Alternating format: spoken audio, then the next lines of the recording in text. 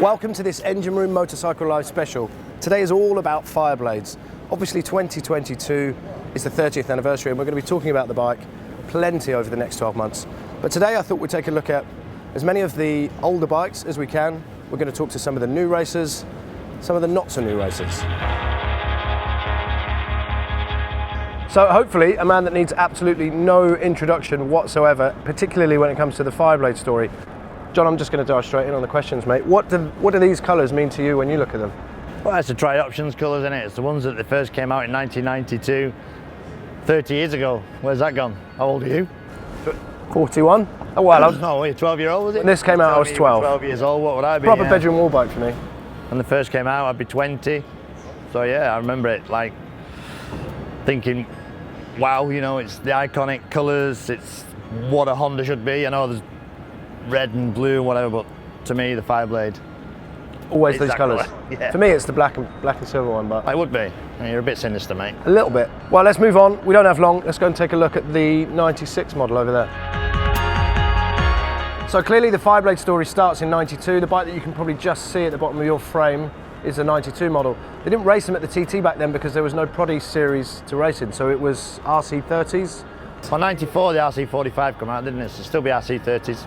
RC30s it is then. So no Proddy racing class until 96, and when they reintroduced it, this bike was the bike of the year. I think off the top of my head there was 53 entries in that race and every other bike was a Fireblade.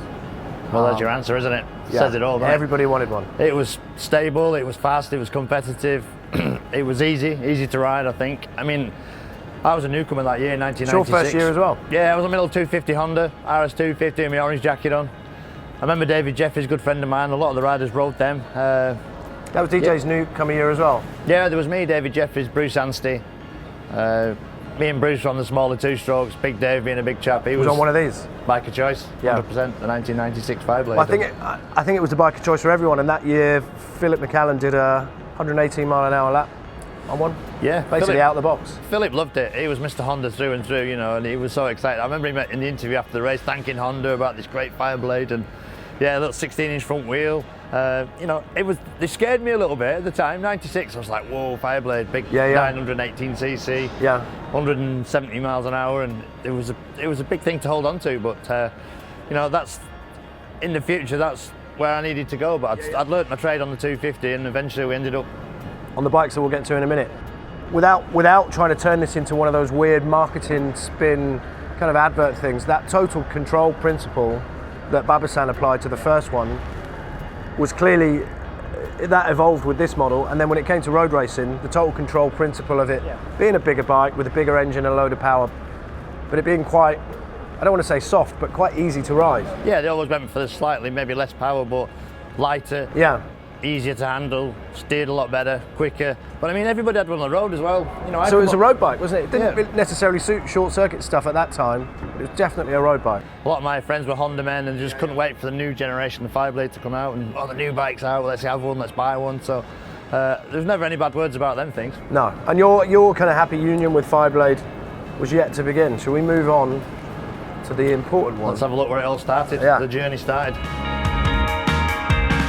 So probably my favourite of the heritage Fireblades. Means a lot to both of us. This model was in production when I made the transition. I got a job as a journo and 26 years old riding one of these. But I know that you wanted to talk about the 929. Yeah, we can't just skip this one, mate. You know, it means a lot to me, this model bike, because frustratingly, there was the foot and mouth year from 2001, so we didn't get to ride it. So it was built, we tested it, ridden it. I knew it was going to be competitive at TT, but we didn't get a chance to ride it. But the only time I did ride it was Macau 2001, where qualified on pole, fastest lap of the race, won the race. So it was like a full gentleman set. So living the dream, 2001, off to Macau, 25-year-old. I'd sort of just slightly learnt my trade on the SP1. I know it's not an SP1 here, but we're going to drop that one in. I was Joey Dunlop's teammate in 2000. Straight onto this, into Macau, destroyed everybody, won the race. Yeah, you know, then I know there's not a 954 here, but again, just 2 seconds on a 954. Off this, onto 954. Just a slightly smilier face, and then onto this one. Yeah, 2004. This is a 2004 bike, but it's the start of that under exhaust. Yeah, probably my favourite of the heritage bikes. I loved it. I rode it in 2006, 2007, and I did the double at the TT in 6, double in 2007 at the TT. Rode it all over the place, rode it in the British Super Stock Championship, finished top 6 in the championship. So the only bike that I got on that confidently I thought I'm going to beat them all. Yeah. I just knew that. Just knew you had it. It was so reliable, it was so stable, it was so fast at the time. You know, 100th anniversary TT, first 130-mile-an-hour lap, ticked loads of boxes. In all the boxes, yeah.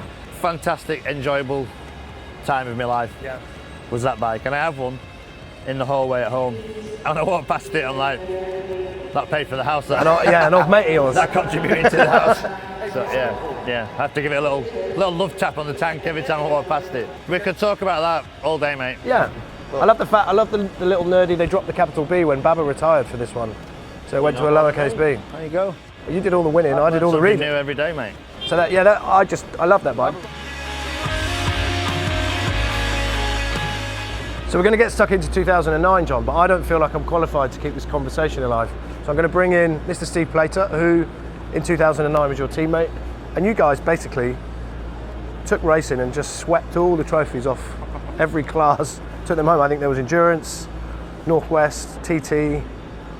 Well, I'm going to go and have a look at that 96 bike, and basically just let you guys get on with it. Cool, eh? 2008, 2009 was just epic, wasn't it?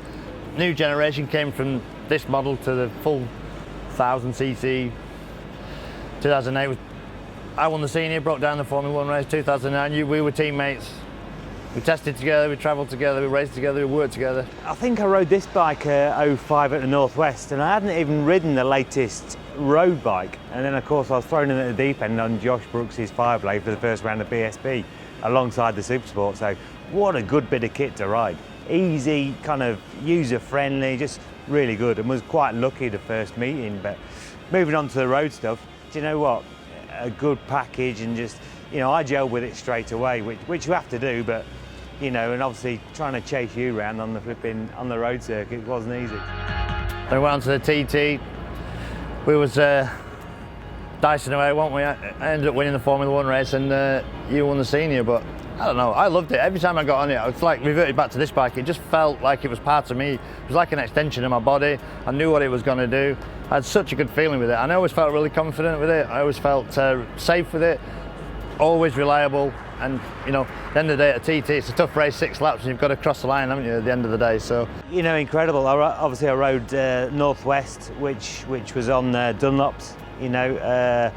BSB, which is on Pirelli. I rode for 10 Carter, the World Endurance, that was on Michelin, so kind of rode it in every aspect, and all different suspension models in there. Fabulous, what a great bit of kit, and podiumed them all. But, you know, for me, I think, you know, to stand on the podium on a Honda as well, incredible. It's all right for you, you've done it loads of times. Yeah, to stand on the podium together at the end of 2009, you know, I think it was a real special moment. I'm going to cut in. If I leave you boys to it, we'll be here all day. There's only about 5 minutes before the doors open. So we've walked about 2 steps, and this is my favourite one. It always has been, but it'd have to be the black one for me. I've got one. I've got a 92 out of the first batch that come to the UK. It's only done about 20,000 miles. Completely standard, even originals. For sale? Pipes, everything. Everything's for sale. Everything's for sale in my life. How much is it? I'm really lucky. I've got a few of my bikes as well. So 2007, 2008 model. Well, 2009. 2007, 2009. But you haven't got one of these, have you? No, a bit before my time. Obviously, Steve's a little bit older. Yeah. Steve's a little bit older than me. But you'd like one, eh? We'll get to that one another day, John. That's another story. We'll save that for another day. There's clearly not enough time, and hopefully over the next 12 months, we'll all be able to sit down together, hopefully in your garage, definitely in your garage. Yeah, that was a cheeky curveball there, Steve. I didn't know you had one of them bikes. Well, you boys have got a few tucked away. I've got no money, but I definitely want one. And here we started and finished back at the 30th anniversary Colours 2022 RRSP. What a beauty. Can't wait to get into the programme. Chomping at the bit. No, I can't. I mean, I shouldn't ask in case I don't get the answer that I want, but if you could choose any one, would you gamble on the one that you haven't raced yet, or would you take one that you know you've had good results on? Still going to be this one? 100%. To be fair, for me, it's all new technology as well, fly-by-wire. I mean, them things were old analog cables, which were fantastic.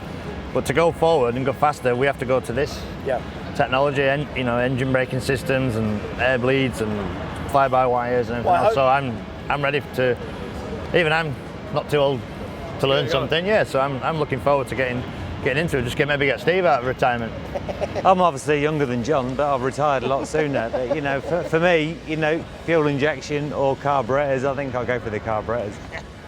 It's fascinating looking at the timeline of development of Fireblades, how the weight stayed as low as it has and the power's just crept up and up and up, like John said. It was difficult on the power to 8 when I was always sat on it. There was a little bit of, the balance didn't quite add up, but we got through it. So that definitely is the end of our 10-minute slot. Thanks very much to both of you. Who's going to say like and who's going to say subscribe to these cameras for the engine room? Like. Subscribe. There we go.